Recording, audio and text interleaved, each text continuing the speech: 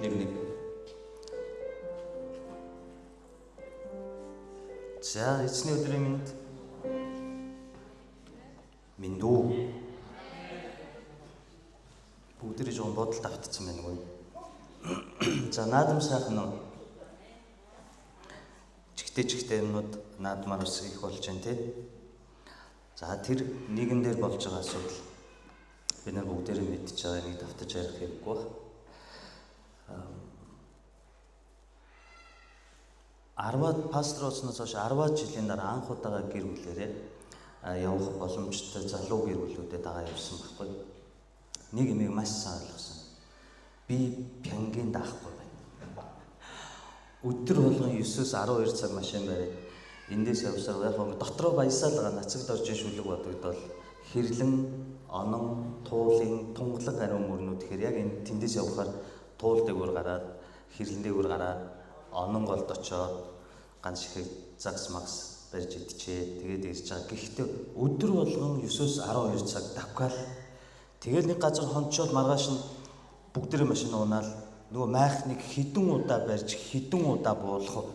Дахиад бүх юм ачаал дахиад давхаад явсан чинь өмнө нь манай энэ лана пастор давг ахлагч нар яаж явдгийг бол надаас ахмад хүмүүс шүү дээ. Би бол дийлэхгүй юм. Тэгтээ хөвгөлтэй гоё байлаа. Хэдий би маань ядарсан ч оюун санаагаар хүн их сэрэгдэг юм байна. Ягаад тэгэхээр хүн чинь өөрөө байгалийн амьтан нөгөөтэйгүр бурхны бүтээл учраас бүтээлтэйгээ ойртохоор дотор нэг тийм сүнслэг амар тайван ирдэг юм гэсэн. Мод, чулуу, тийм ээ, өвс, ногоо, хүний барьсан байшин барилга биш, тийм ээ, шорон зам. Тэгээд тэр чинь мэдээж яг гоо соёлж мундаг хүмүүс нь өглөө болгон үсээ самнаад нүрээ угаагаад шүдээ угааж байгаа харагдана лээ л дээ. Би бол яг ингээд нөгөө үсээ задгаа тавьсан гэдэг шиг зүгээр ингээд чийлрээд явцсан дагаад. Тэгээ гоё байлаа. Эвэлтэй байлаа. Хамгийн гол нь олон зүйлийг ойлгож бас бодох тийм цагууд гарсан үе байлаа. Нэг зүйлийг маш сайн ойлгосон нь бүтээлтэйгээ ойрхон байвал бурхантай илүү ойртдох юм байна гэдгийг маш сайн ойлгоо. Яагаад хүмүүс тэгж олон хоногоор хөдөө яваад ядарч зүдрэн ирж байгаа мөртлөөрөө инээлтэд идгийг сая явахтаа л ойлголоо. Гэхдээ дараагийн удаа ийм туушинт саялалд явахгүй. Газар майхнаа бариад 3 хоноо л ийм. Түүнээс ингэж явах юм бол нөгөө сүүлдээ би өөрөө ядраад нөгөө хамт явсан залуу гэр бүлүүдтэй гай болж байгаа болов уу санаа зовоод ийм явдал суудал ихтэй байгаад ирлээ. Бид нар 2-7 хоног үндсэн. 1-7 хоног нь үгийн цаг дээр Солонгосоос ирсэн багийн пастор номлосон. Пастор маань юуны тухай номлолоо? Тэнмэл хүүгийн тухай ярьсан шүү дээ, тийм үү? Би орчуулсан болохоор сайн цээжлэгч байх тогтоосон. Өнгөрсөн 7 хоног бид нар жижиг зааландаа хүндэтгэл хийсэн. Яагаад тэгэхээр ахлагч итгэгч нар маань наадам гээд яг 12-ны өдөр бид нар амжиж ирэх гэхлээр 1600 км талдаа нэг 750-аас 800 гэхлээр ямар ч амжиж ирэх боломж байхгүй. Дээр нөгөө монголчуудын замын хөдөлгөөний соёл ёс зүй гэж нэг айхтар юм байна тий. Том хар жип унахаараа өөрсдөө яг нэг запас амьттай бурхан болцсон юм шиг бодоод тэгээд пастрын машин гоё гээд бөөн хүүхдүүд бүгд энэ залуу гэрүүлж хүүхдүүд миний машин хийсэн. Ер нь давхаа гэж адилхан хувь тавилантай явал. Тэгээд машинаа барьж явж байгаад эргэл харахаар бүлтээс юм жижиг юмнууд ингээ харцсан цэцэрлэг шиг. Тэгэхээр чи яаж давхих вэ? Тэгэл аль болох зүхтаагаал замаас гараад зам тавьж өгөөл урдаа оруулаад ингээл мүлгсөөр байгаал тэгээд ирсэн учраас хагасаа мөтөн санд амжихааргүй. Тэгээд тэргүй ахлагч нараас харин дархан байж таараад жижиг зааландаа бид нар залбирч хүндэтгэл мөрөглөв гэсэн. Тэгтээ мөн дараагийн удаа ганцаараа ч хамаагүй зааландаа ямар ч баяр тохиолдсон нөхөрөө хүндэтгэлээ өргөжөөё гэсэн ийм үг дуудлага аваад тэгээд ирлээ. Бид нар 17 дугаар бүлэг дээр зогссон байна. Бид нар цувралаар явж байгаа шүү дээ, тийм үү манай чуулган. 17 дугаар бүлэг дээр бид нар хиний тухай үзслээ, нэг алдартай дайн аврага биетэй хүний тухай. Голиатын тухай үзсэн. Голиат Давид нарын тулааны сүнслэг утга учир нь юу байсан бэ гэдгийг бүгдээрээ хамт үзсэн тийм үү. Энэ бол зөвхөн Давид Голиат нарын тулаан биш, энэ тулаанд юу чухал байсан бэ гэдгийг бид нар маш тодорхой үзсэн. Нөгөөтэйгүр Давид хаан энэ тулаанд орохдоо Саул өөрийн хоёрыг дуулгаа тайлаад хувцас өгөхөд яасан мөлий? Би хааны хувцас өмсчихийгээд өмсөд явсан. Уул нь бол тэр олон мянган Израиль цэргүүдийн өмнө хамгийн эрх мэдэлтэй болох тэр агуу хааны хувцсыг өмсөд тэгээд морь унаад сэлэн бариад тэгээд дайнд гарна гэдэг бол маш нэр хүндийн маш гоё амьдралд ховор тохиолдох юм шүү дээ. Гэхдээ Давид юу гэдэг вүлээ? Эвгүн байна уу? Үгүй. Би нөгөө хончныхоо хувцсыг авъя гэд хоёрыг дуулгын оронд хоньны уутаа үрээд сэлэмнийх нь оронд дүүгээрээ бариад нөгөө гартаа хон хариулдаг модон таяга бариад голын эргээс 5 чулуу аваад Голиат руу очив. Бүр дайсан хүртэл гомддог Давидд. Голиат хүртэл гомддог. Та санаж байна уу? Чи одоо арайчтай миний өөдөөс би ямар нохоо юу? Бүр яг тэгж хэлж байгаа би ямар нохоо юу? Чи над руу модон таяг барьж ирээд тахтай яа гэм бэ? Тэр хэмжээнд Давид юу бодсон бэ гэвэл энэ дайм бол дэлхийн дайм биш. Саул хаан олныг, томыг, нүсрийг, мундгийг, авьяас таланттай хүчрхийг харсан бол Давид юу харсан бэ гэвэл хоцлуулаа. Юу гэвэл Бурхны дайм энэ дэлхийн зүйл биш. Саул хаан өмнөх хийсэн алдаанууд нь ч дандаа ямар улбаатай байсан.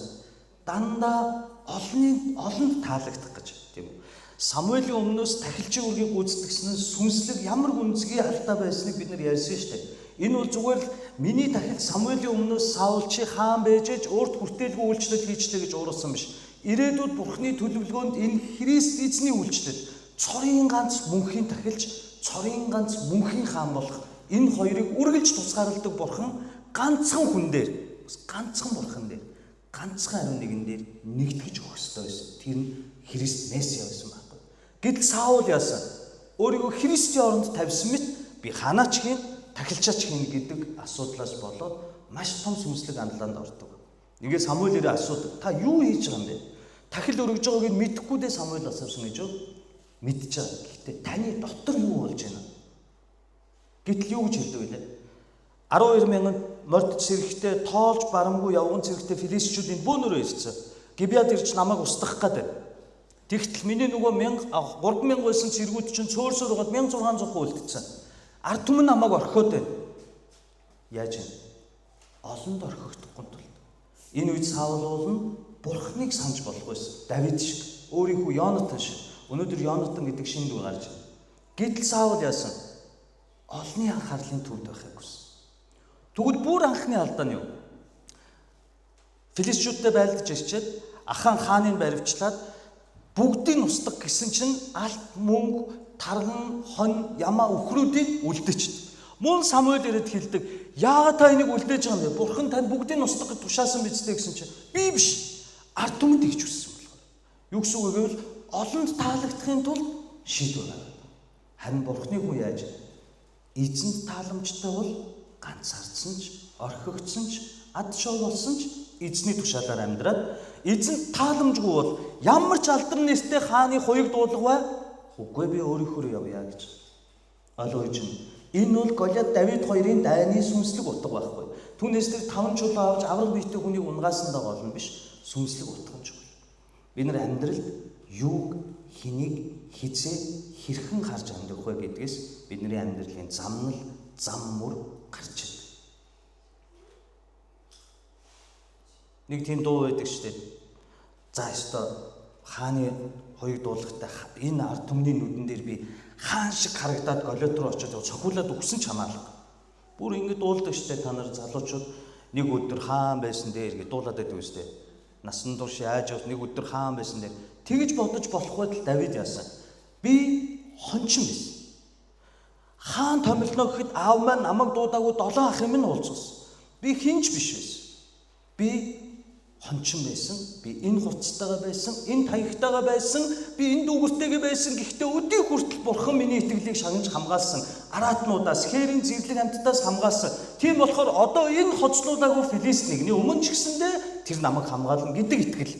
Саулын олон хүн таалагдъя, олон хүн мундаг харагдъя, олон хүнээр хайрлагдъя, хүлээн зөвшөөрөгдөе, олноор хүндлэгдъя, амбиц карьераа дээшлүүлэх гэдэг ийм итгэл хоёрын ялгаа Давид Голиат хоёрын тулаан дээр харагдсныг бид нар өнгөрсөн 7 хоногт үзсэн.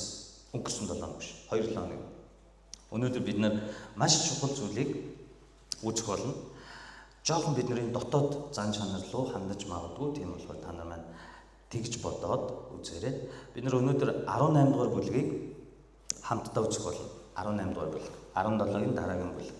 Энэ бол ингээд энгийн ийм хүүрнэх өгүүлбэрүүдээр энгийн түүхүүд яваад байгаа мэт боловч энэ дотор маш чухал сүнслэг мессежүүд биднэрт үлдсэн байна. Бичигч маань маш их бодсон бах бас ариун сүнс, Бурхны сүнс түүнийг гайхалтайгаар удирдах эдгээр үгсийг бичүүлсэн баг. Яагаад гэвэл хэдэн мянган жилийн дараа бид нар унших үед өнөөгийн 21-р зууны бидний амьдралд хэрэгтэй хамгийн чухал мессежүүдийг үлдээхийн тулд ариун сүнсний онгодоор, Бурхны сүнсний тушаалаар бичигдсэн гайхалтай бүлэг. Ихэвчлэн энийг хөнгөн тайлбарлаж яваад байдаг. Гэхдээ бид нар Библийн хичээл биш учраас товчхон явна. Аль болох бүгдээрээ гол хэсгүүдийг, сүнслэг хэсгүүдийг хамтдаа үзээд явах болно. За ийм нүдээр та нар маань 18 дугаар бүлгийг харах хэрэгтэй. Мөн хоёрт нь 18-аас Саул хаан өөхөх хүртэл, өөрөөр хэлбэл 1-р Самуэль 13 дугаар бүлэг, 16 дугаар бүлэг, одоо өнөөдөр 18 дээрээс хойш Давид тослогдсноос хойш Давид хаан болох хүртэл 2 дугаар Самуэль 5 дугаар бүлэг хүртэл нийт 20 бүлгийн турш Саул Давидын хаан болохын тулд бэлтгэгдэж байгаа дүр төрх харагдав. Бэлтгэгдэж байгаа. Та нар нийт 1-2 дугаар Самуэль дээр ингээд Давид хааны тухай л гэж бодож байна. 1-2 дугаар хаан. Үгүй. Давид хааны нийт амьдралын иймэрхүү урт хэмжээтэй гэж бодох юм бол 100-ны бараг 80-аас 90% нь бүтэн 20 бүлгийн турш хаан болох бэлтгэл ажил бичигдэж байна. Хаан болсны дараа Давид инглээ тэглээ гэдэг нь иймхэн богинохон бичигдээд дуусч байна. Юу вэ гэвэл бид нар Давидыг хаан болоод инглээ тэглээ гэхээс илүү бичигч маань биднийг хаан болж Бурхны нэр төртөө Бурхны хайртай зарцын амьдрал бэлэн болохын тулд Давид ямар олон нухчаад аваад туулсан бэ гэдгийг мэдээсэй гэж хүссэндээ бичсэн гэсэн үг. Харин Саул бэлтгэгдсэн үү? Нэг өглөө өвшөөд боссон чинь аав нь Саулыг илжигнүүдээ олоод иргэсэн, явсан Самуэльд уулзсан. Харин Давид Саулаас ялгаатай нь юу юм гэхлээр тослогдсон Саул хэдхэн хоногийн дараа шууд Израилийн хаанаар томилогдсон бол Давид тослогдоод бүтэн 20 бүлгийн турш бэлтгэгдэж байна. Тэгэхдээ энэ бэлтгэгдэнэ гэдэг нь бидний бодож байгаа шиг амархан бэлтгэл биш. Ямар нэгэн мэрэгжил, ямар нэгэн ажил хийхэд бэлтгэл ажил байдаг тийм үү? Эхлээд яаж үйлчлэх юм? Зочдод яаж хандах юм? Тогоо шангаа хайш нь хураах юм? Одоо би зөөгч ажил хийх гэж байна гэж бодоход ингээд энэ бэлтгэл ажил заавраа сайн авсны дараа би ажил дээр ганхашгүй алдаа багтаа ажиллана ч тийм. Үүн шиг Давидыг ийм агуу хаан болгохын тулд энэ урт бүлгийн турш бичсэн байна. Тэгэхээр Самуэль номыг бид нар харахтаа Давидын дайн тулааны тухай харахаасаа илүү Давид гэдэг хувь хүн, Саул гэдэг хувь хүн чухам хэн байсан бэ? Тэгээд миний дотор өнөөдөр Саул амьдарч гин үү, Давид амьдарч гин үү гэдэг нүдээр харах юм бол бид нар Библиэс өөрт хамааралтай надад хандсан мессежүүдийг олж харна гэсэн. Ийм нүдээр та бас хамтдаа 18 дугаар бүлгээс эхлээд 2 дугаар Самуэль 5 дугаар бүлэг хүртэл 20 бүлгийн турш ийм нүдээр харах юм бол ойлгомжтой бол. За 16 дугаар бүлэг дээр Есийн гэрт очиод Самуэль хүүхдүүдээс чинь дундаас чинь нэг хаанаар томилно тослно гэж хэлдэг. Гэтэл Самуэлийн урдуур 7 хүүгээ явуулдаг. 7 хүүгээ явахын Самуэль хараад анх Илиабыг, Абинадабыг, Шитим билүү, Шамам билүү 3 хүүгийг хараад хаан байна гэж боддог шүү дээ, тийм үү? Энэ мөн байна гэсэн чинь Бурхан дотор нь хэлдэг. Хүмүүс та нар өндрийг хардаг. Яг Саулыг сонгодог шигэ. Яг гэвэл Саулыг Библи хэлэхдээ маш царайлаг, сайхан залуу гэж байна. Хоёр дахь нь болохоор Израилийн бүх ирчүүдээс тохоо өндөр гэж. Гоё байгаа шүү дээ. Өндөр залуучууд дуртай байдаг шүү дээ, тийм үү? Ийм нүдээр хараад Самуэль дотроо энэ хаан байна гэж харж Бурхан бүгдийг үгүйд. Ингээд 7 хүн өнгөрөө явсан чинь Самуэль яадаг вүлээ? Гайхаад бүгд биш юм уу Бурхан минь? Тэгээд Есүс энэ бүх хүүгүүд чинь бүгдээрээ өгсөж. Үгүй нэг байгаа. Тэр нэг чинь хаана байгаа гэсэн чинь хоньны бэлчээр дээр хонио хариулж байгаа гэж хэлдэг. Санаж байна уу? Тэгсэн тэрийг авчирхаас нааш би та нартай сууж хоол идэхгүй, суухчгүй гэж хэлдэг. Зогсоогоороо хүлээсэн чинь Давид ороод ирдэг. Давидыг нөгөө хончин жоохон хүү Давид ороод ирсэн чинь Бурхан Самуэль наа чи миний сонгосон хаан гэж хэлдэг. Ингээд үнэндээ Давидыг хэн сонгож вэ? Самуэль ч биш, хүмүүс ч биш, Бурхан өөрөө сонгож байгаа. Хамгийн дорой гэх. Хамгийн дорой гэх.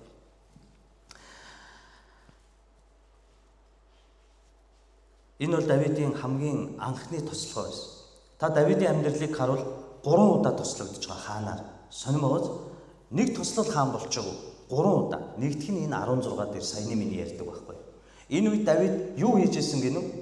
Баг хүүч хаан уу юм бэ гэсэн чинь хоньны бэлчээр дээрээ хонио хариулж байгаа. Хээр хонио хариулж байгаа гэж хэлдэг. Энэ юу гэсэн үг байх нь? Энэ үед Давид юу ч мэдэхгүй хонио хариулж байгаа тэр хээр байгаа хүүхдийг Бурхан ирээдүйд Израилийн хэн гэж нэрлэдэг вэ? Хончин гэж. Ирээдүйд Бурхан Израилийг түүнийг удирдагч хончин гэж нэрлэж байгаа шалтгаан нь юу ч мэдэхгүй, бүр Самуэль ч мэдэхгүй байгаа тэр нөхцөл зүгээр л хээр ганцаараа орхигдсон мэт мэдрэмжтэй тэр өнчин мэт амьдарч байсан Давидыг Бурхан хэдийнэ хээр талд нь, зовлон дунд нь, ганцаардал дунд нь хаан гэж харж байсан гол учир. Тийм аа. Тэр Давид юу ч мэдэхгүй аавч нь дуудаж яана гэд гэртээ иртэл Бурханы хүн түүнийг хаанаар томилж байгаа. Энэ бол бидний амьдрал маш чухал нэгэн мессеж өгөө. Ямар мессеж вэ гэвэл одоо та ганцаарч, одоо та орхигдсон мэт мэдрэмжтэй, одоо та цөлөөр аялж байна. Тэгвэл яах вэ? Бүгд таныг дорой гэж харж иж болох ч Бурхан Давидыг яаж харсан шигээр та биднийг харж байгаа гэсэн үг. Энэ Бурхан өнөөдөр ч амьд байгаа. Тэр Давидыг ганцаархнаа хаан гэж харж байсан Бурхан. Тийм учраас Давидыг томилсон юм. Давидыг бүр төрсөн эцэг их ах дүү нар нь ч хаан гэж төсөөлөөчгүй учраас хаанаар томилно гэхэд дуудаж авч байгаа. Гэртээ байлгаач. Гэтэл Бурхан түүнийг тэр зовлон дунд нь ганцаарцсан амьдрал дунд нь хаан гэдгээр харж ирсэн гэсэн. Энэ бол Бурханы анхны туслах нь байсан. Хоёр дахь туслах нь болохоор 2 дугаар Самуэль 2 дугаар бүлэг дээр гарна бид нар удахгүй үзнэ. Тэр нь юу вэ гэвэл Юда овог Давидыг анх удаа хаанаар томилдог. Өөрөөр хэлбэл 12 овог аймагаас нэг л овог. Юда ч нь өөрөө Давидын овог. Гэхдээ онцгой овог. Давидын овог Юда овогт бие үнэлэгч Рахаб байсан. Тийм ээ. Түүний овогт харь үндэстэй эмэгтэй, Моаб эмэгтэй Рут байсан. Харин сүүлд нь Давид нь Юда овгоос Давид хаан гараа зогсохгүй эндээс Есүс удмаас аврагч Месиа мэдлдэг.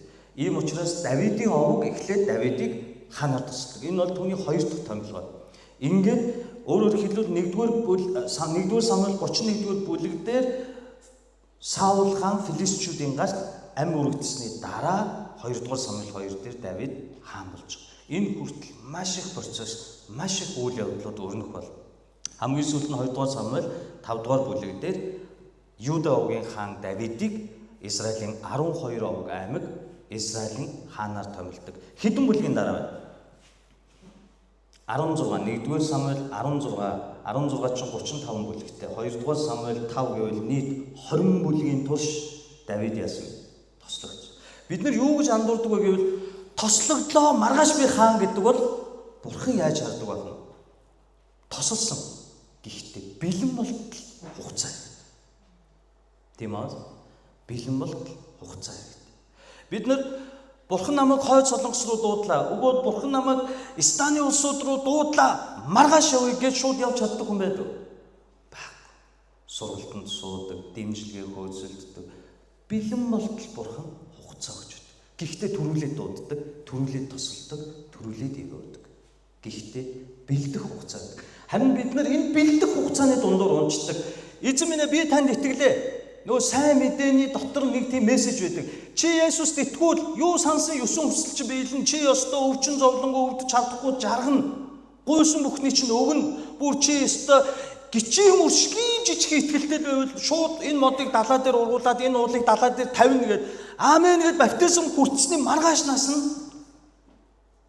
ормонгоор иргэд. Тийм ээ энэ нэмсгэлж байгаа хүмүүс бүгд мэдж байгаа. Би олон удаа харсан. Та нар баптизмын ёслол дээр манай сүмж хийдэг, бусад сүмүүд ч хийдэг анзаараарай. Хит удаа гардаг. Баптизм хүртээ тайзнаас буухтаа бүдрэл өмчнө. Миний нүдэн дээр болж.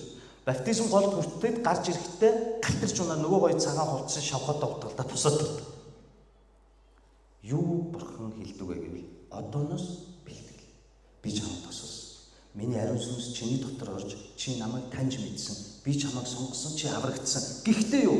Чи миний хүн болохын тулд бэлтгэх хэрэгтэй. Ямка баптизм хүртлээгээд шууд цэвэрхэн тэнгэр элчих хүн болчдөг гэж юу? Үгүй. Би Есүсийг хүлээж авч авралыг авсан болохоос миний махан бие, миний дэлхийн бодол санаа миний дотор хэвэндээ байдаг. Энэ өөрчлөгдөхийн тулд өнөө хүртэл би хичээсээ багаар эзэнлүүгээр ойртсоор амьдарч байна. Энэ бол бэлтгэл. Үүнийг бичигч маань ойлгуулахын тулд Давид хаан гэдэг хүний судрыг бичихдээ ийм уртын зөвхөн хаан болтлоо яаж замсныг бичиж байгаа. Хаан болсны дараа хэдхэн бүлгийн дараа Самуэль ном дуусна. Ойлгож байна. Тэгээ бид нэр Самуэль номыг ийм бэкграундаар харуул илүү гүнзгий, илүү ойлгомжтойгоор ойлгох болно гэсэн.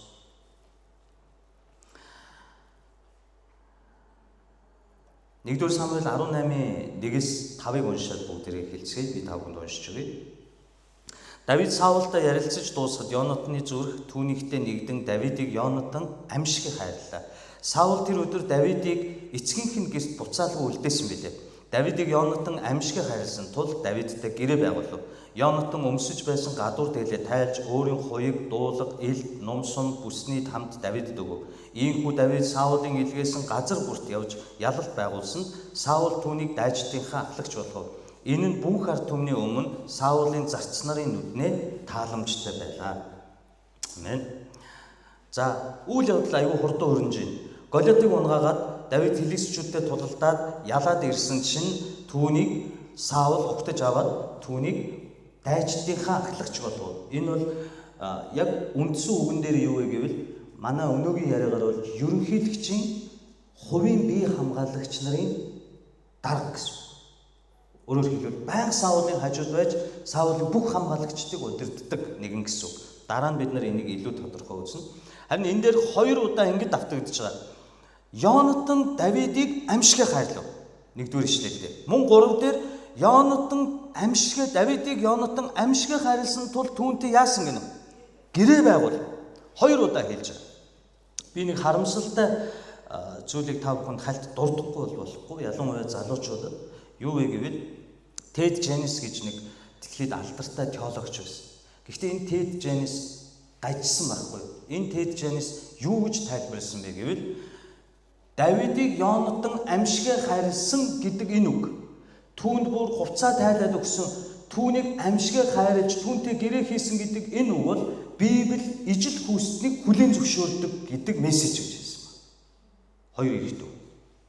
Мөн тэгээ зогсохгүй энэ Тэд Дженис энийг үргэлжлүүлээд юу гэж онол гаргасан бэ гэвэл Матай номон дээр гардаг жанжин зарц 2, мөн бидний өмнө үзсэн Рут номон дээр гардаг хадам их Наоми Рут 2. Эднэрийн харилцааг хараад энэ хүн юу гэж дүгнсэн бэ гэвэл энэ теологч бүр Солонгост очиод пасторудад ингэж номлоод хөөгдөг шахаад бутсан хүн. Одоо амьд байдгүй үгүй би мэдэхгүй ч энэ хүний онол нь юу вэ гэвэл ижил хүүсний харилцааг Библи зөвшөөрдөг гэдэг онол гаргасан. Энэ хүн юун дээр төөрсөн гэвэл энэ хүн буруу зүйлийг өөрийнхөө тайлбарласан. Би яагаад Библиэр тайлбарлах нь чухал гэж би өөрөө ч өөрийнхөө Библийг тайлбарлаж алдчихсан хүн учраас одоо хизээч өөрийн бодол түшгэлэхгүй гэж шийдвэр гаргасан байхгүй. Библийг Библиэр. Яагаад гэвэл энэ дээр маш ойлгомжтой байгаа. Ямар ч ижил хүүстэн инээ тэрийг дэмжээгүй Библиэр дүүрэн үний эсрэг бурхны хүмүүсийн үгс зөндөө байгаа. Хуучин гэрээнтчдэр, шин гэрээнтчдэр. Ань бид нар ингэж гажигддаг байхгүй. Хит өөрт төвтэй, хит нарциссист, хит өөрийгөө лаг гэж, хит би гол төв центр гэж бодож эхлэх байсан бидний оюун санаа хүртэл ингэж бууглардаг. Магадгүй энэ өөрөө ижил хүүстэн болсон уу, ижил хүүстэн болохыг хүсдэг теологч байсан уу, эсвэл үр хүүхэд нь гэр бүлд нь ижил хүүстэн байсан уу, анд найз хайртай хүмүүс дунд нь ижил хүүстэн байсан уу би мэдэхгүй. Гэхдээ энэ хүн ийм муухагаар тайлбарсан нь маш ёс зүйгүй бөгөөд гаж явдлаа. Би танарт маш энгийнээр товчхон яагаад Йонатан Давидыг амьсгал хайрлаж анд найзууд болох бүр гэрээ байгуулсан гэдэг тухайг хэлж байгаа. Энэ гэрээ байгуулна гэдэг нь хоёулаа Нотроттой очиж суугаад бит хоёр найзууд юм аа. Нотротын баталгаа хийгээд өгөөч гэж байгаа юм биш. Тийм ээ. Хин хэрлэн мөнж хоёр тэгээд нэг Нотрот ороод үзээрэй. Өвчтөг мөд хоёр гар зайлах байх. Тийм юм биш. Энэ гэрээ гэдэг нь хамгийн энгийнээр тайлбарлая. Монголоор бол нөгөө нэг ийм хөшөө гэдэг санаж нэг юм андлын хөшөө цусан тангараг өргөдөг Чингис найзтайгаа тэрийг хэлээд байгаа байхгүй. Насан турш хоёулаа бие биенийгээ хүндэлж хайрлана. Эхнэрүүдээ, үр хүүхдүүдээ хайрлж халамжлах бослон гэсэн утгатай цусан тангараг гэж ойлгож байна. Түүнээс тийм цаас бичиг барьсан гэрээ биш гэсэн үг. За нөгөө тэгвэр Йонатан Давидыг хайрлах болсон хамгийн ихний шалтгаан уул нь Библи аюу ойлгомжтой хэлсэн жоохон бодчихвол нэг бусдаас онцгоох гэж өөрийгөө мессеж төвтэй харахгүйгээр зүгээр л Библийг уншсан бол ойлгомжтой. Хамгийн ихнийх нь 1-р Самуэль 13 дугаар бүлэгдээ Саул анхны алдаагаа хийдэг. Анхны биш хоёр дахь алдаагаа хийдэг. Тэр нь юу гэхлээр түрүү бид нэр ярьсан нөгөө тахилын ширээн тахилж ирэхгүй болохоор тахил өргөждөг. Яагаад гэвэл хүмүүс өөрийг нь орхиод ахаар нь хүмүүсийг өөртөө хандуулахын тулд Самуэлийг хүлээж ядаад 7 хоног ирэхгүй болохоор нь тахил өргөждөг. Өөрт хүртээлгүй үйлчлэлийг хийчдэг гэсэн. Ингэсэн чинь Самуэль ирдэг. Самуэль ирээд юу гэдэг вэ гэвэл одооноос 13 дугаар бүлгийн 13-аас 16 та нар уншаад үзээрэй. Уул нь бол бид нар үзсэн. Одооноос таны хаанчлалыг Бурхан таслах бөгөөд таны ойрын таньдаг хэн нэгнийг тэр хэдийнэ дараагийн хаанаар сонгоцсон гэж. Тэгэхээр Саулын таслагдсан гэдгийг Самуэль маш тодорхой хэлсэн байгаа. Тэгвэл тахил өргөж байгаа хаан хүн, тахилч хүн тахилын ширээний ур зогсож байгаад Самуэль ирсэн байна. Тэгвэл тахил өргөж байгаа энэ хаан хүн, тахилч хүний хажууд хамгийн түрүүнд хэн байх вэ? Эхнэр үү? Эмэгтэй хүн ардж болохгүй. Хэн байх вэ? Ууган хүн. Тийм ээ? Элиг тахилч Элиг тахил өргөж байгаад түүний хажууд Самуэль, Хофны, Финихас нар байсан шиг Саулыг тахил өргөхөд хажууд нь хэн байж байгаа? Ууганхүү Йонатан байж таарна. Ойлгомжтой. Тэгвэл ууганхүү Йонатан Самуэль хэмээх Бурхны хүний амнаас юуг сонсгоо автагаа хамт. Самуэль чихэнд нь шивнээгүй штэ. Тахилын ширээн дээрээс тунхагласан байхгүй. Дараагийн хаан өөр хүн байх болно. Та таслагдсан, танай гэр бүл таслагдсан. Үрд гэж хэлэхэд Йонатан сонссон. Гэхдээ Саул эсэргүүцч хүлээж авсан бол Йонатан яаж хүлээж авсан? Яаж хүлээж авсан? Аюул тодорхой. Үүний дараа дайн болдог. Тийм ээ. Үүний дараа дайн болоход 10 зөвхөн морд болон тэрэгт цэрэг нь 12,000 филистичүүд. Харин явган цэргийн тоолох боломжгүй. Харин Саул 3,000 явган цэрэгтэй дайтгаас айгаад Гибеад суугаад. Тийм ээ. Энэ үед Йонатан маш тэнэг үйлдэл хийдэг санаж байна. Хаан аава би явлаа араас харж хандараа мөнгө төгрөг явуулаарай ингээгүй. Аава надад хамгаалагч цэргүүд өгөх би нэг ойртоод үзье да гээгүй. Хинт ч хэлэхгүйгээр аавынхаа жанжнуудад хаан эцэгтэй ч хэлэхгүйгээр зүвсгэн зэвсэг баригч хөвгүн залууд хоёулаа очоод филистичүүдийг довтлоо. Энэ дайн бол Бурхны дайн учраас хүмүүсийн олон цөөн огт хамаагүй. Ингээд та 200 хүн дундаа нэг зэвсэг баригчтайгаа 12,000 морд цэргийн өөдөөс тулалдах гээд очиж чинь гэвэл дэлхийн ухаанаар юу гэв? Мунхаг тэнэг харин Бурхан яадаг вүлээ? Йонатаны энэ итгэлийг хардаг. Энэ үед Йонатан өнөөдөр 17 дээр Давидыг хэлсэнтэй яг ижилцгүйгээр хэлдэг. Энэ хоцлуулаагүй филистичүүд Бурханы ард түмнийг доромжлохгүй шүү. Тиймээс хоёулах нь очие. Хэрэв хүсвэл Бурхан чи бит хоёрт энэ 12,000 хүнийг өгнө. 12,000 12 хүн энэ 2 хүн ч хэцүү шүү дээ. Яг тулалтыг гэвэл 12,000 хүн гэдэг. Дэлхийн нүдээр мунхаг юм шиг боловч итгэлийн алхныг хийсэн. Яг түүнтэй ижилхэн Давид юу гэлээ? Энэ хоцлуулаагүй филист гэж хэлээд хоньны бэлчээр дээр намайг авардаг байсан Бурхан түүнийг ч миний гарт өгнө гэж хэлдэг. Яг ижил ууз. Ингээд Йонатан ийм итгэлтэй Йонатан Бурхны хүн Самуэлийн амнаас танаа гэр бүл таслагдсан. Одоо Бурхан өөр хүн сонгосон гэвэл Саул шиг эсэргүүцч хүлээж авах болов гимшиж даруус хүлээж авах болов гимшиж даруус. Тиймээс Йонатан хэдийнэ мэдчихсэн. Бурхны хүн манай гэр бүлийг аавын энэ айхтар сүнслэг алдаанаас болоод бид нар таслагдсан. Тиймээс дараагийн хаан уул нь дэлхийн хуулиараа бол ханхүү би. Саулын дараагийн хаан би. Гэхдээ Бурхан хийсэн учраас хаан судлаасаа татгалзаж байна. Ойлгож байна. Тэгэхээр хинтээ адилхан байна. Давидыг харсан. Давид Саулын өмнө ирсэн. Тэгээ жоохон хончин залуу. Тэр бол ирмэл дайчин. Чи ийм жоохон. Саул мөн л нөгөө том жижигээр харж байгаа. Тэгсэн чинь миний гарт бурхан тэр араатнуудыг өгсөн шиг Филист хүнийг өгнө гэж хэлээд хааны хувцсыг өмсөхгүйгээр, хааны хувцсыг авахгүйгээр дүүрээ явж очоод Голиотыг унгаагаад Израильчуудыг ялалтанд хүргэсэн. Энэ үед Йонат юу санах уу гэвэл би яг энэ залуу шиг итгэлээр аавыгаа орхиод Филистчүүдийн 12 мянган морд цэргүүд дээр очиход бурхан миний талд ажиллаж газар хөдөлгөж хооронд нь самууруулад Израильд бурхан ялалтыг өгсөн. Тэгвэл яг над шиг итгэлтэй ийм залуу. Яг над шиг бурханд хайртай ам тавин итгэдэг ийм залуу. Хайрлах. Бас яг аавын өмнө зогсоод миний хэлдэг итгэлийг тунхагласан, хоцлуулаг. Том жижиг олон цөөн гэж биш, хоцлуулаг. Яг өөртөө нэжлэх.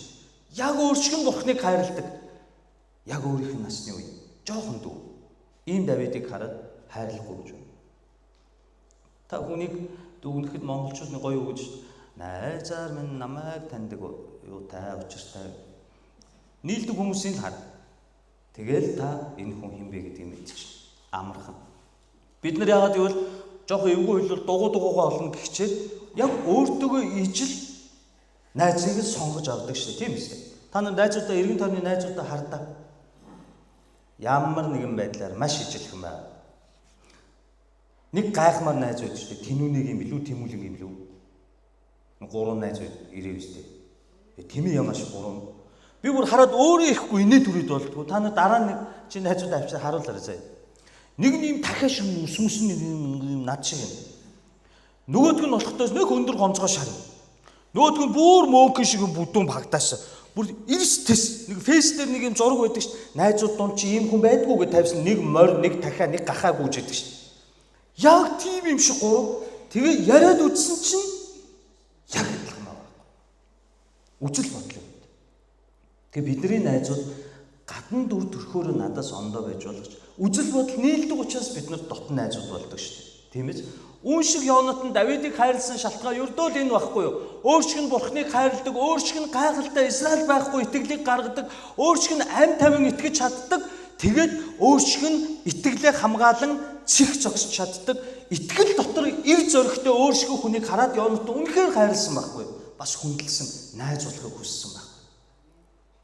Тийм үү?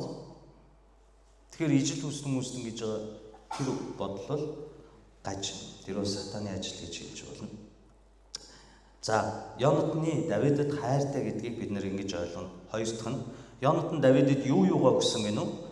Дээл, хуйг, элд, ном сум, бүсээ өгсөн. Дээл, хуйг, элд, ном сум, бүс. Энэ хоёр л үйлдэл дээр Израиль еврейн ёс заншилт хийдэг. Нэг нь бүрэн бууж өгөх үед дайнд бүрэн бууж өгөө ялагдсанаа хүлээн зөвшөөрөх юм бол эдгээрийг тайлаад ялсан нэгний өмнө тавиад хос явдаг. Хоёр дахь нь бүрэн хүлээн зөвшөөрсөн хүн. Чи бол үнэхээр миний зүрхний анд бүрэн хүлээн зөвшөөрсөн хүндээ энэ дайны өөрийгөө хамгаалах хэрэгслүүдээ өгдөг. Тэр нь юу гэсэн үг вэ? Намайг хамгаалж, би чамайг хамгаалж цаашдаа хамт амьд. Нөгөө гэрээний ёс л байгаа. Ийм ёс байхгүй. Йонатан эдгээрийг өгсөн. Дээл, хуйг, ил, ном сум, бүсээ өгсөн. Үүнийг хариуг олон жилийн дараа Давид барих болно. Энэ найзгаа дуусаад хүүгийн амьд үлдээж нэг ширээнд хооллох болно. Яагаад чи намайг хамгаал, би чамайг хамгаал. Йонатан энэ дээл, хуйг, ил, ном сум, бүсээ өгсөн нь энэ амлалтанда хүрсэн үү? Хүрсэн. Зөндөө удаа аваасаа Давидыг авардаг. Яагаад гэвэл хаан Саул аав нь Давидыг алах гэдэг. Атаачдод сэтгэл найз болов. Энэ хоёр аль нь амлалтандаа хүрсэн найзууд. Тэгэхээр энийг бид нар нөгөө гэрээтэй холбож энгийнээр ойлгоно гэсэн.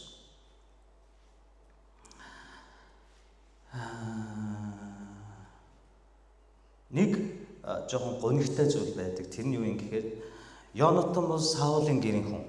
Аав нь Саул шүү дээ. Еврейд энэ гэрийн хүн, гэр гэдэг ямар гүнзгий утгатай би тайлбарласан тийм үү? Дурын хүн орж ирээд нэг ширээнд хоол иддэггүй. Нөгөө Рутийг Боаз дуудсан тухай би зөндөө ярьсан шүү дээ. Гэрийн хүн гэдэг бол маш чухал. Харин Давид Есийн гэрийн хүн. Йонатан Саулын гэрийн хүн. Гэхдээ Давид Саулын гэрт амьдарсан, очсон Саултай уулзсан. Юу вэ гэвэл тэр өдрөөс хойш Давидыг хоёрдугаар зүйл дээр Давидыг эцгийнхэн гэрт Саул хаан буцаагаагүй гэж байгаа. Өөрийнхөө хувийн хамгаалагчны дарга болгоод буцаагаагүй. Тэгэхээр тэднийг эртэн Давид тодорхой хугацаанд амьдэрсэн байхгүй. Харин нөгөө төвгөр нэг ч удаа Библиэлд Йонатан Есийн гэрт очлоо гэдэг өгүүлбэр байдаг. Уул нь маш чухал байхгүй дотн найзуудын үед. Би бинийхээ гэрт очих. Йонатан Есийн гэрт очлоо гэдэг үг байдаггүй. Өөрөөр хэлбэл Йонатан ямар нэгэн үйл явдлын дараа дандаа Саулын гэр рүү буцлаа. Саулын гэр рүү буцлаа гэж Библи бичгч маань онцлоод байдаг. Тэр нь юу хэлж байна? Саулын гэрвэл Есийн гэрвэл хоёрын зөрчилдөөн дуустлаа хизээч нийлхэргүй зөрчилдөн. Нөгөө төвөр Йонатан Давидд хайртай, Давидыг хүндэлдэг, зүрхний анд гэж орчин үеийнхэн хэлдэг дотны найз нь байсан боловч ааваасаа алхамж холдов. Дандаа Саулын гэрт байсан. Нөгөө төвөр хэдий дотны сайн найзууд боловч Йонатан Давидтай хамт нэгч үйлчлэл, нэгч дайн, нэгч ажил хийгээгүй. Дандаа дуусаад гэрлүүгөө буцдаг. Дуусаад гэрлүүгөө хайрдаг Йонатаны дүр төрхийг бид нар эндээс 5 дугаар зүйлээс олж харж байна. Энэ нь юу хэлж байгааг вэ? Өнөөгийн бидний найзуудын дүр төрхийг хэлж байна. Бид нар маш мэрэгэн байх ёстой цаг хугацаа гэсэн. Найзаар намайг дүгнэ. Хэрвээ би буруу хүмүүсийн нөлөөнд автвал би уруу татагдана. Тэгвэл та бод. Надад ийм итгэгч найзууд ч бий, надад ийм итгэгч биш найзууд ч бий. Санаа нийлдэг, яг зөв, тийштэй, нэрэн ямка, инги, тгий, би бинийгээ хайрлж хүндэлдэг боловч асуудал нь юу вэ гэвэл дуусаад Саулынх руу явдаг.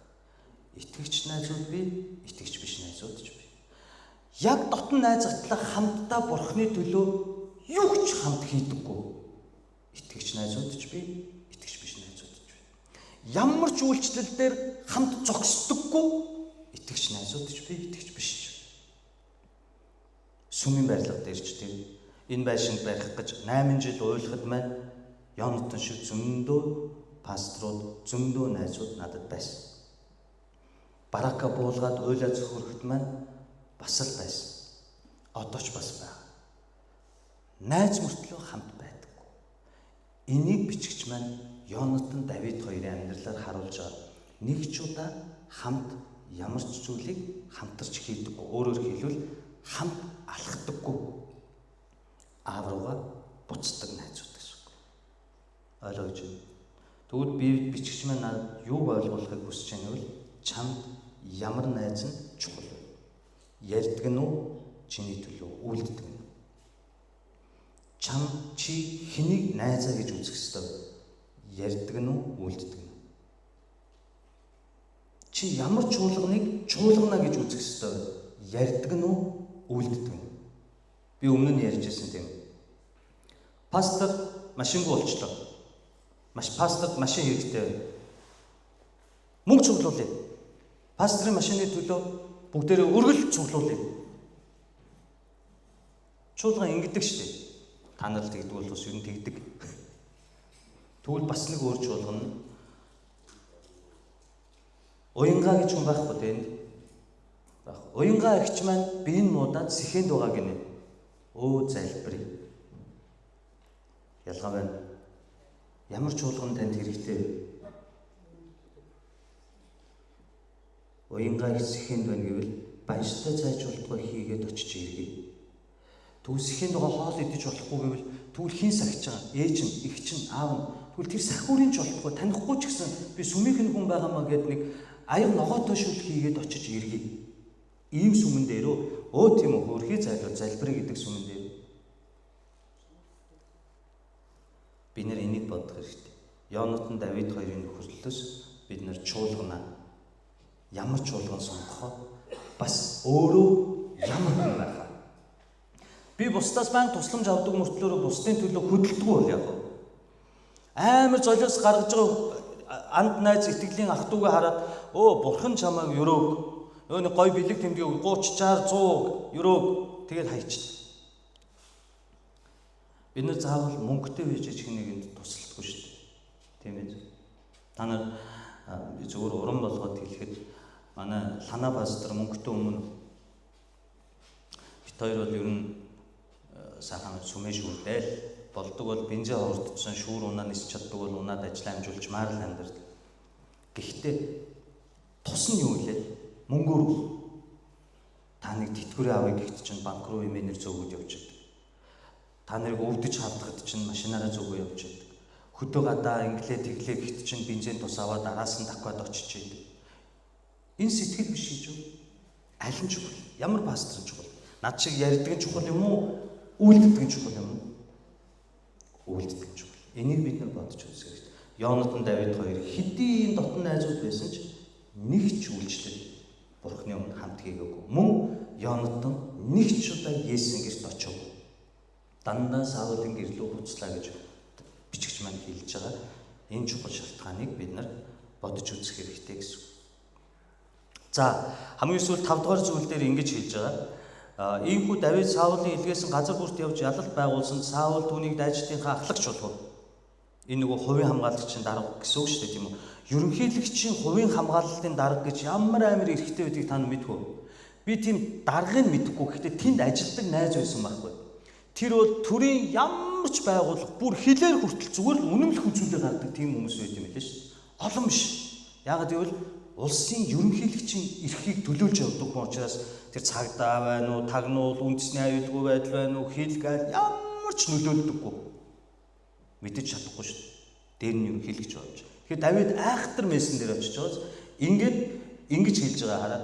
Ийхүү Давид Саулын илгээсэн газар бүрт ялалт байгуулж Саул түүнийг дайчдынхаа ахлагч болов. Энэ нь бүх ард түмний болон Саулын зарц нарын нүднээ тааламжтай байлаа. Саулын зарц гэдэг чинь еврей хэлэн дээр бид нар өмнө нь 13, 12, 9-р бүлгүүд дээр үзсэн шүү дээ. Ямар зарц хэлээд байгаа вэ? Саулд шууд шийдвэр өгдөг. Одоо та ингэх ёстой. Одоо та тийг шийдэх ёстой. Одоо энэ дээр та яг ийм шийдвэр гаргуул сайн байна гэж зөвлөдөг хүмүүс. Манай сүмээр бол хий. Туслах пасторууд болон салбар сүмийн пасторууд тэргүүн ахлагч нар. Та нар надад зөвлөдөг шүү дээ пастраа энэ дээр ингээ наад өдрий чинь ингэ сольсон дээр баха. Тэгжээж бид нар шийдвэр гаргадаг тийм үү. Бол улсын хувьд хий. Ноён төшмөд байхгүй юу? Орчуулган дээр л зарцнаар Саулын зарцнаар гиссэн болохоос биш зүгээр зарц хаанд зөвлөгөө өгд юм уу? Сайн ятг тоглодог Есүс хүүгүүдийн дундыг ятг тоглодог сайн хүүхдөө тэрийг авчаа ятгын тоглолтыг тэгвэл танаас муус ус сайлна гэд зөвлөд байж идэг зүгээр нэг зарц байдаг юм. Үгүй байхгүй. Энэ зарц нарын нүдэнд Давид тааламжтай байсан гэхээр ордныхны нүдэнд, ноён төшмөдийн нүдэнд хамгийн түрүүнд Давид хүлээн зөвшөөрөж байгаа. Дараа нь 16 дугаар зүйл дээр Юда овог түүнийг хүлээн зөвшөөрж байгаа. Бүх Юда даяараа Давидыг үнэхээр дайчин эрлэхэг жанжин мөн гэж хаан биш хүлээн зөвшөөрж байгаа. Дараа нь 20 дугаар зүйл дээр бүр цаашлаад Саулын охин Михаил түүнд дурлж байгаа. Хүлээн зөвшөөрж байгаа. Өөрөөр хэлбэл та боддоо Давид Саулын охинтой суучглаар Саул хааны гүнжтэй суучглаар Давид хэн болох юм? Нэгдүгээр Саулын гэрийн хүн болно. Хоёрдугаарт юу юм? Хүргэн болно. Сайн анд Йонатан түүний хүргэн ах нь болно. Тийм үү? Тэгвэл хааны гэрт байгаа хүргэн хаан болох хэрэгтэй хуулаараа. Тэгвэл энэ бүх бэкграундыг хэн хийгээд байна?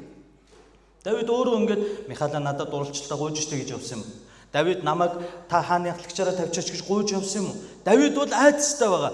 Мэдээж өдөр болгон филистичүүдтэй дайтна. Авраг том Голиаттай тулалдана. Түүний амьдралд амархан байгаагүй. Гэхдээ бэкграундд нь Давидын бүхий л амьдралын турш хэн бат багаар хаан болох гэж бэлдээд байгаа нь харагдаж байна. Бурхны мутар. Бурхны мутар.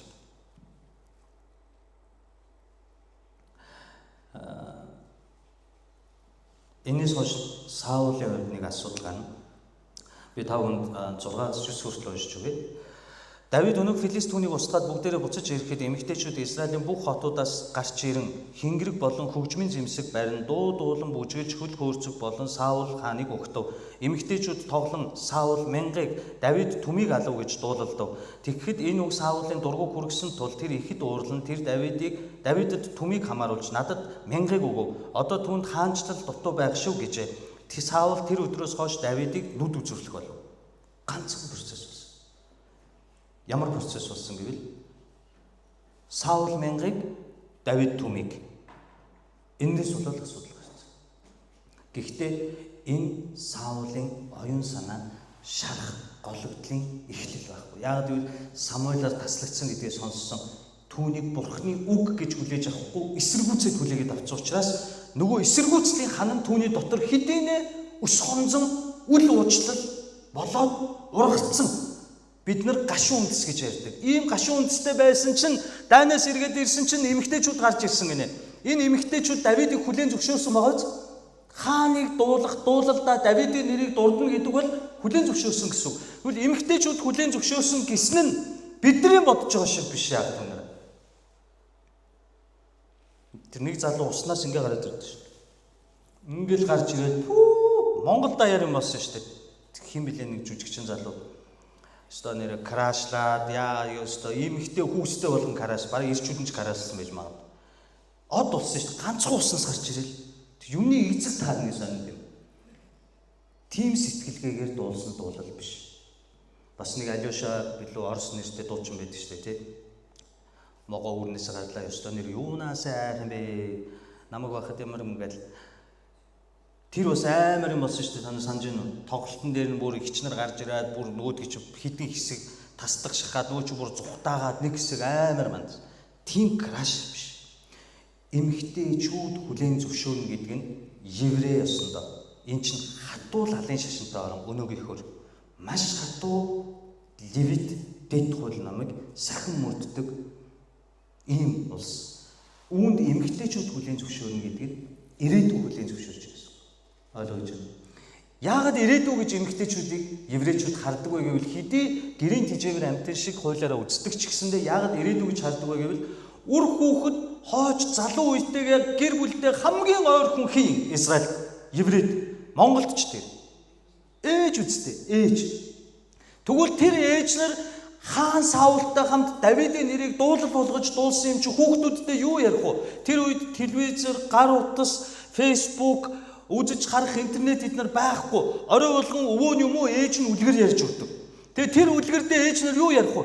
Давид гэдэг мундаг жанжин байжээ.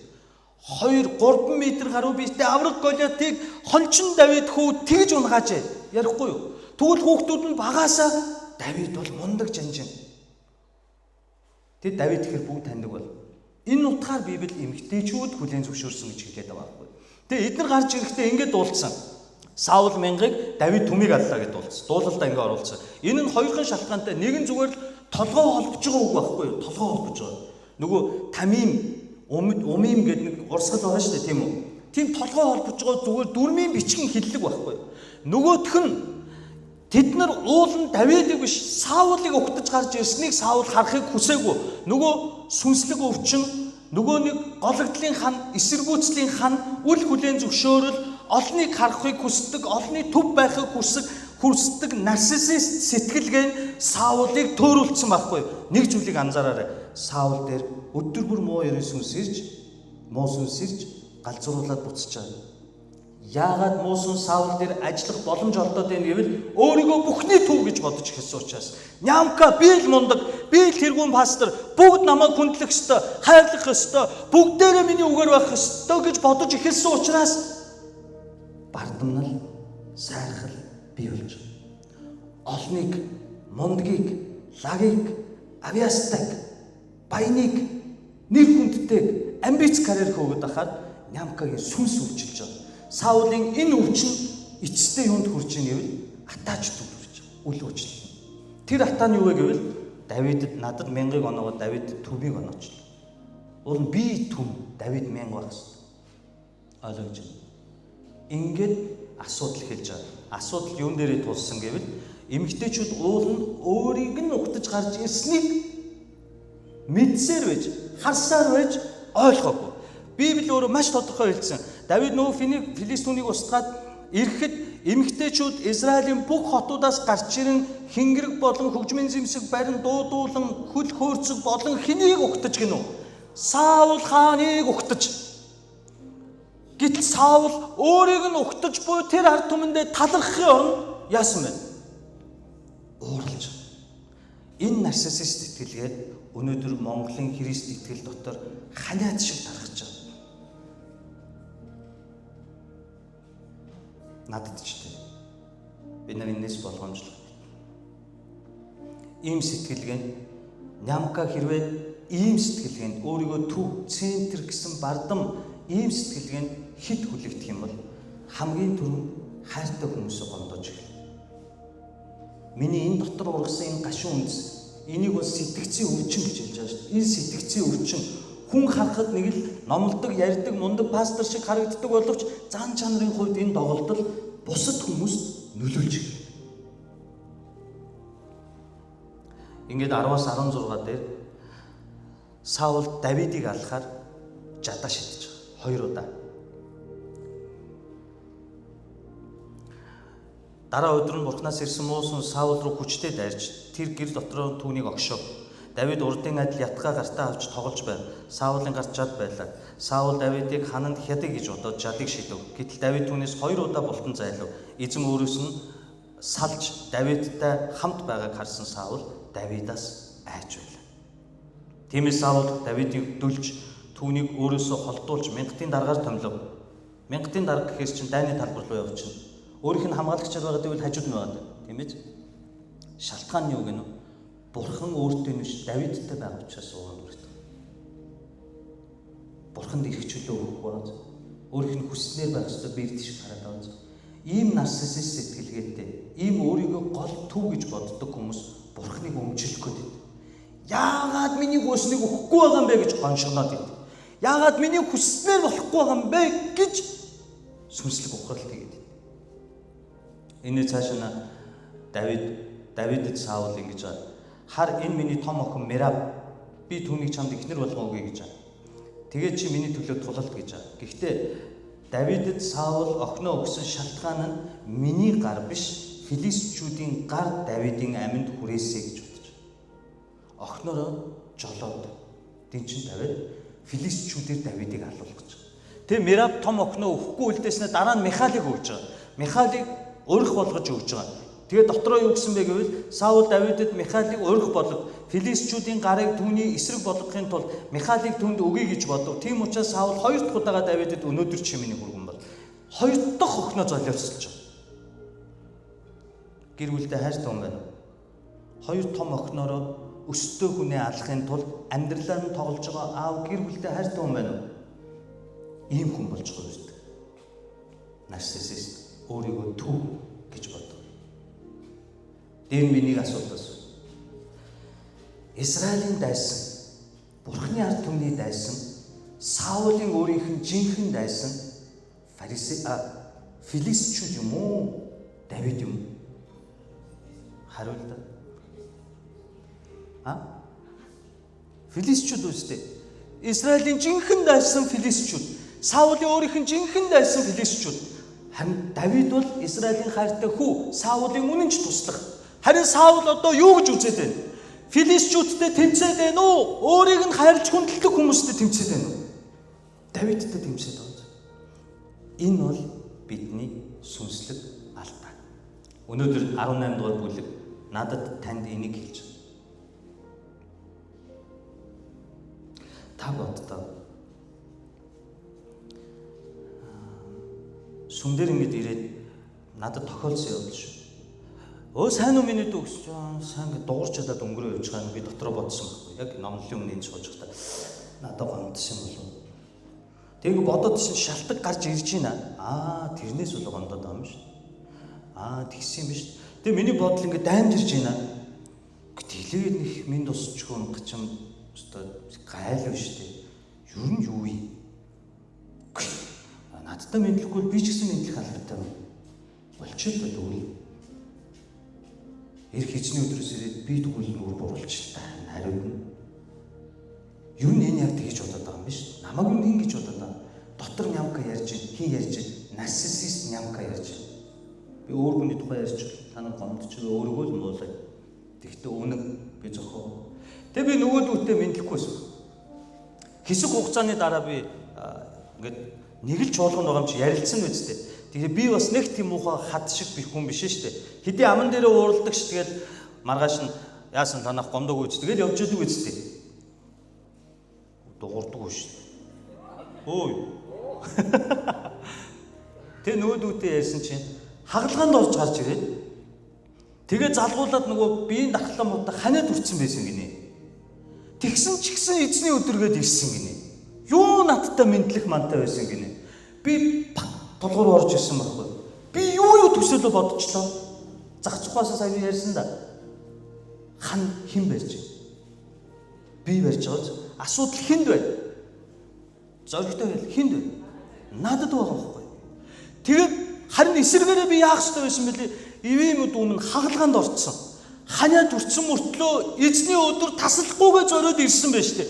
Эннийхэн төлөө би урамшуулж улам хайрлах байтал үзий ядаад сууж байгаа Нямкагийн дүр төрхийг таардаг. Энэ бас Саул Нямкагийн дотор амьд байна гэсэн. Одоо бүр анхааралтай намайг сонсдоо. Таны дургуухын нэг. За би өөр дээр жишээ. Би байжсэн чи миний дургуу. Энэ дунд Баяраа гэдэг нэр дүн байхгүй ч. Баяраа гэдэг найз ч юм уу, пастор ч юм уу нэг хүн байжсэн чинь нэг хүн хэлж байна. Нямка нэрээс өнөөс нөгөө Баяраа ч маларсан байл шүү. Сони шүү дээ бас тий. Дургуун юм чи. Нэг сайн биш юм чи. Яасан цаачаа. Ингэж пагтлаад ингэж алдаад өөрөөр үйлчлээс өгдөө. Нам унаад сургаггүй болсон. Гаднаа би намайг сайн хад. Зайлуул хөрх яас хэцүү юм. Дотор уужраад гэдэг. Та нар тэгдэггүй байх л да. Та нар надаас ариун хүмүүс юм чинь. Надад энэ тохиолдол байдаг байсан. Би бодсон. Миний дотор Саул байна. Хэрв би янзаар бодвол Саул шиг бусдыг буруу ойлгож, төсөөлөн бодож хан барьдаг хүн болж байна. Хэрвээ би янзаар бодвол би жинхэнэ дайсан филистичүүдтэй биш, намайг хайрлаж хүндэлдэг Давидуудыг гомдоож эхэлнэ. Хэрвээ би янзаар бодвол хүний амьд хүрч чадхууц тэрслүү, эсэргүү сэтгэл зүрхтэй хүн болж байна. Одоохон би болох ёстой. Яагаад Бурхан зүрхийг хардаг? Гаднаа би яаж түр эсгсэн миний сэтгэл кайф авч байгаад Бурхан хардаг.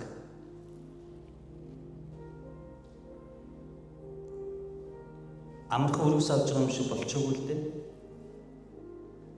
Би уучлах чаддаггүй байсан хүмүүсээ 3-4 жил өдөр бүр өрөө залбирсан. Өөрийгөө дахин үүсгэсэн. Миний эзэн та миний гэр бүл сүмж болгоны хончин мөнөөсөн мөн гэж ойлон залбирсан. Бас өдөр шөнөгүй Библи уншсан. Дахин өөрийнхөө сүл дорой болж харсан. Миний дотор амьдэрдэг Саулуудыг олж харсан. Тэгээ би өөрчилж өгөхийг ариун сүнснээс гуйсан. Энэ удаан хугацааны дараа одоо би яг чинхнээсээ харамсав. Та нар анзаарч одоо би үнэхээр та нарыг хайрлаж залбирдаг болсон. Үнэхээр та нарын асуудлыг сонсоод хэдийн өөр хүрсэн ч үгүй би ийм сэтгэлгээтэй байж болохгүй. Би Давид шиг байх ёстой. Би Саул шиг байж болохгүй гэж хичээдэг болсон. Буруу юм хийсэн бол ахч бай, дүүч бай, ахаа уучлаарай. Ах нь ингэж бодоод тэгээд хэлсэн шүү. Яг үүнд ах нь чамд хайртай шүү гэд шууд газар дээр нь уучлалт гуйж сурч эхэлсэн. Саулаас хол амьдрахад бол. Тэгвэл одоо би танаас асууя. Таны дотор Саул байна уу? Давид байна уу? Эсвэл хоёулаа байна уу? Та алийг тижээх үү? Алийг тижээ тэрний гэрт амьдрна. Таслагдсан угсаас Саулын гэрт үү? Эсвэл сонгогдсон удам Есүсийн гэрт үү? Та алийг сонгох тэгж байна. Саулын алдаа ердөөлөв. Сүнслэг өвчин нь ердөөлөв. Тэр ийм л алдаа хийсэн. Тэр нарциссист олныг, эхийг, мундгийг хараад бүгдээс хүндлэл авч, бүгдээр хүлээн зөвшөөрөгдөж, бүгдэж хайрлагдахыг хүсдэг тэр нарциссист сэтгэлгээд Саулыг ердөө Давидыг түмийг аллаа гэж хэлсэн үгэн дээрээс ургуулan бодож явсаар байгаад эцэстээ Давидыг алах гэж чад шидээд сүүлдээ яаж хуйлдаан зохиогоод сүүлдээ хайртай хоёр охиноо хүртэл хинч биш болгож золионд гаргаж Давидыг л алахыг хүссэн. Гэтэл үнэндээ дайсан нь филистичүүд. Үнэндээ миний дайсан энэ дунд биш Тэнгэрлэг газар муу Иесус. Үнэндээ бидний дайсан хэн нэгэн хажууд байгаа итгэлийн ах дүүнэр маань биш. Тэдний сул дорой талч биш. Бидний дайсан бол тэр муу хорон муу нэгэн. Гэтэл бид нар баг түүнтэй нийлээд өөрийнхөө ах дүүнэрийг унгаач гэдэг. Яг л өөрийн жинхэнэ дайсан филистичүүдтэй хуйлдаж Давидыг алах гэж буй Саулын сүнслэг сэтгцийн өвчин бол энэ нарциссист сэтгэл.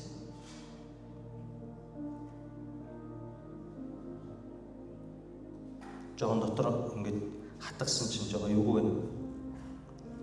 Би үгээ бэлдэж байхдаа өөрөөсөө ичсэн гэдээ бодохгүй. Бид нар нэг мондгон сул дороотой заагаад байгаа юм биш.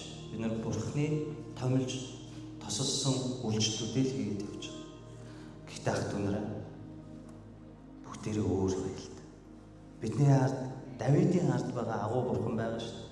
Өөрөө Голиаттай нүүр туллаа, сайхан биш шүү дээ. 3 метр хүнтэй зодлохны үед чи юу яаж ялгах байсан хэцүү шүү дээ. 2 удаа Саулд алуулах шахлаа. Арай ч үгээд ихнэр авсан чи хадам аав амар муухай бодчихсон дайсныхаа гарт алуулах дээрээ тулж байна. Гэхдээ бэкграунд нь яаж вэ? Хончин Давидын Израильчууд хүлийн зөвшөөрлүүлж, Израилийн ирээдүйн эмэгтэйчүүдэд хүлийн зөвшөөрүүлж, бүр мянгатын дарга болгож, одоо бүр хааны гэр бүл рүү Михаилаар дамжуулж оруулж байгаа. Ард нь хорон төлөвлөгөө явж байгаа ч үнэндээ бэкграундд нь Бурхны хүсэл явсаар зогсов. Үүнийг хинч зогсоож чадахгүй. Энэ дэлхийн ямар ч хэрэг мэдлэлтэн зогсоож чадахгүй. Бурхан хүссэн төлөвсөн бол дуусна. Тэгвэл ийм Бурхан өнөөдөр танд надад байна. Танд руу жаач хэлж магадгүй. Авраг биетэй хүмүүс гөрдөж, гүжигдэж, муучилж, филистичүүдтэй очиж таны тухай ярьж Саул шиг хүмүүс ч бидний амьдралд тохиолдож магадгүй. Гэхдээ бид нар Саул шиг хүмүүсийг ч инээмсэглэж угтаад ёроож чадах тэр итгэл нь юу вэ гэвэл миний ард, миний хончин аав маань байна. Тэр аавын маань төлөвлөгөөнд надад саад болж намайг унгаж чадахч тэр аавын маань надад бэлдсэн нандин төлөвлөгөөнд ямар ч нямка, ямар ч Саул, ямар ч пастор, ямар ч захирал дарга саадуулах боломжгүй. Энэ итгэл Йонатан, Давид нарын итгэл. Тиймээс би та нарыг ийм итгэлээр урагшилсан түүний хайртай хөвгүүд охид байх болтугай гэж өрөөж байна.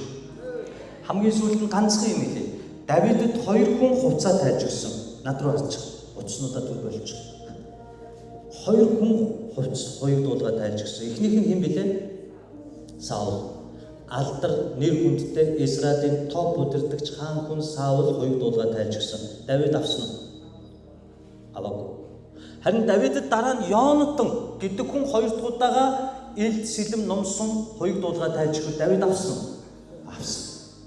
Бид нар амьдралаас юуг авах уу гэдгийг зааж өгч. Бид нар амьдралаас амбиц, карьер хөөсөн, алдар нэр, гоо үзэглэн, сайн сайхан, баян чинэлэг, өмч хөрөн, эд баялаг, олныг, томыг хамарсан зүйлсийг биш, бид нар амьдралаас ариуныг, зүрийг, дарууг авах ёстой. Давид яг ийм сонголт хийж байна. Уул нь ханхугийн хувцснаас хааны хувцас гоёлдог, гэхдээ дэлхийн нэг. Харин Бурхны нэг нь даруу, өөрт нь итгэдэг хүний хувцас гоё. Тэгвэл өнөөдөр та ер нь үлдсэн амьдралдаа хэний ямар сүнслэг хувцсыг өмсөж амьдрах вэ гэдгээ дахиад нэг бодонгоо зүрхээ нэгтэл. Ичмээр эвгүй санагдсан ч өөртөө нүүр тулах тэр агшинд нямка өөрийгөө боддоор хүлээн зөвшөөрөх тэр агшинд ариун сүнс бидэнд тусалж ирдэг. Миний дотор Саул байна уу? Давид байна. Аль нь байна? Би нарциссист хүн. Би дэлхийн цүн, гол нь, би мундаг нь, лаг нь, баян нь, сайхан байх ёстой гэдэг бодол байна. Үүнээс ангижрах юм бол таны хүсэж байгаа Бурхны Бурхан өгнө гэсэн. Хаанчлыг зүрх сэтгэлдэн түүний хаанчлал байвал таны хүсдэг, гуйдаг, нэр алдар, мөнгө төгрөг, эд баялаг, машин, унаа, тэрэг, байшин, байрлал, хаус бүгдийг Бурхан өгнө гэсэн. Гэтэ хизээ гэсэн бэ гэвэл зүрхэнд ч би хаанчилж байгаа. Баяныг харж дулдуулахгүй, дорог харж ад үздэггүй, өгөөмөр амьдрах үед, бусдыг өргөн босгож амьдрах үед, хичээх үед, үгийг унших үед ариун сүнс ажиллаж эхэлнэ. Амен. Амен. Тийм агуу Бурхан та бидний амьдралын ард байна. Тиймээс дахин итгэлтэйгээр урагшилцгаая. Амен. Амен. Бүгдээ хамтдаа залбирanгуйцгаая. Үгийн төлөө залбирanгуйцгаая.